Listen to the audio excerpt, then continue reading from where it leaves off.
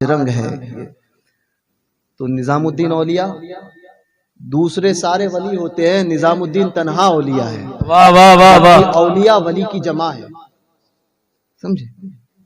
یہ بھی عجیب شان ہے کہ نظام الدین ایک ہے، کئی ولی کو ملا لو تو لوگ کہتے ہیں یہ اولیاء کی جماعت ہے، اور نظام الدین تنہا اولیاء. آپ کو پتا ہے نظام الدین کو اولیاء کیوں کہا جاتا ہے؟ محبوب الہی رضی اللہ تعالیٰ عنہ. اب یہ بھی حضور غوث پاک رضی اللہ تبارک و تعالیٰ عنہ کا فیضان ہے. حضور بڑے پیر دستگیر ایک مرتبہ محبوب الہی کی بارگاہ میں غوث پاک کا تذکرہ شروع ہوا. غوث پاک کا تذکرہ اور کون کر رہا ہے؟ محبوب الہی نظام الدین اولیاء. لوگ کہتے ہیں نا بزرگوں کا تذکرہ کرنے سے کیا ملتا ہے، تو دیکھو کیسے نوازے جاتے ہیں. محبوب الہی نظام الدین اولیاء غوث پاک کا تذکرہ کر رہے ہیں، کہہ رہے ہیں کہ حضور غوث پاک کی بارگاہ میں ایک مرتبہ حاتم طائی کا تذکرہ نکلا. حاتم طائی کا ذکر نکلا اور لوگوں نے کہا حضور حاتم طائی تو ایسے سخاوت کرتا تھا، ایسا سخاوت سخی تھا، اتنی ایسا سخی تھا، غوث پاک نے اپنی گردن کو نیچے رکھا ہوا تھا. پھر تھوڑی دیر بعد سر کو اٹھایا اور فرمایا اچھا جاؤ، بغداد مولا میں جتنے چور شرابی لوگ کہتے ہیں ہم سے کہ سب بروں کو کیوں رکھتے ہو آپ؟ میں نے کہا بروں کو ہم نہیں رکھیں گے تو کون رکھے گا؟ ہم اپنے بزرگوں کی سنت پہ عمل کرتے ہیں، ہمارے سرکاروں نے یہی کام کیا. غوث پاک فرماتے ہیں جتنے اچھے سب میرے ہیں، جتنے اچھے سب میرے ہیں اور بروں کے لیے میں ہوں. جتنے اچھے سب میرے اور بروں کے لیے میں ہوں. تو سرکار غوث پاک نے فرمایا جاؤ بغداد میں جا کر جتنے چور ہوں گے، لٹیرے، ڈاکو اور جو شرابی، جو برے کام کرنے والے ہیں سب کو ڈھونڈ کر لاؤ. اب خدام گئے. حضور غوث پاک رضی اللہ تبارک و تعالیٰ عنہ، حضور غوث پاک کا فرمان جاری ہو جائے تو بادشاہ تھر تھر کانپے. وہی آرڈر نکلا، خدام گئے، اب سب کو پکڑا.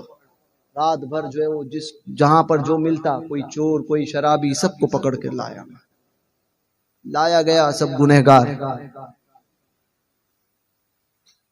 ایک روایت میں 140 اور ایک روایت میں 1400. فرمایا غوث پاک نے 2 قطار، محبوب الہی کہہ رہے ہیں 2 قطار لگائی جائے. 2 قطار لگائی گئی، ایک طرف آدھے ایک طرف آدھے. حضور غوث پاک رضی اللہ تبارک و تعالیٰ عنہ اپنے خچر پر سوار ہوئے، خچر پر سوار ہوئے اور بیچ میں سے گزرے اور ایک کی طرف دیکھتے گئے، ایک قطار میں. پھر پلٹے، پھر دوسری قطار کی طرف دیکھتے گئے. اور ایک روایت میں آتا ہے کہ غوث پاک نے ایک نگاہ اٹھائی، ایک طرف دیکھا، ایک نگاہ اٹھائی، ایک طرف دیکھا. دونوں روایتیں. فرماتے دیکھنا تھا، محبوب الہی فرماتے غوث پاک کا دیکھنا تھا، کوئی چور تھا، کوئی ڈاکو تھا، کوئی لٹیرا تھا، صرف غوث پاک کی نظر پڑی ہے تو کوئی ابدال بنا ہے، کوئی کتب بنا ہے، سبحان اللہ، کوئی غوث بنا ہے، سبحان اللہ، سبحان اللہ، سبحان اللہ، فرد بنا ہے، کوئی اخیار بنا ہے. سب ولی کامل، سارے ولی، اللہ اللہ، سارے ولی. محبوب الہی یہ فرما کر فرمایا کہ حضور غوث پاک رضی اللہ تبارک و تعالیٰ عنہ محبوب سبحانی ہے، یہ ان کی شان، سب کو ولی بنا دیا. یہ فرما کر کہا حضور غوث پاک کے بعد میں کوئی ایسا کسی کا معاملہ ہوا؟ کسی نے عرض کیا. محبوب الہی خاموش ہوئے. اب دیکھو غوث پاک کی عطا. غوث پاک نے ذکر کیا تھا، محبوب الہی نے ذکر کیا تھا غوث پاک کا، بڑے پیر دستگیر کا.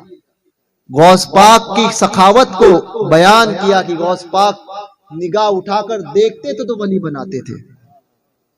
اب غوث پاک کا ذکر محبوب الہی کرے اور محبوب الہی کو غوث پاک کچھ نہ عطا کرے، یہ کیسے ہو سکتا؟ واہ واہ واہ واہ واہ واہ، یہ کہہ کے خاموش ہونا ہی تھا۔ ذکر غوث پاک کا کیا تھا، بڑے پیر دستگیر کا ذکر کیا تھا، اچانک غیب سے ندا آئی، اے نظام الدین، ہم نے تمہیں اپنی محبوبین کی جماعت میں، اپنے محبوب کی جماعت میں شامل کر لیا۔ سبحان اللہ سبحان اللہ، تم محبوب الہی ہو، واہ واہ، تم محبوب الہی ہو، ہم نے تمہیں اپنا محبوب بنایا۔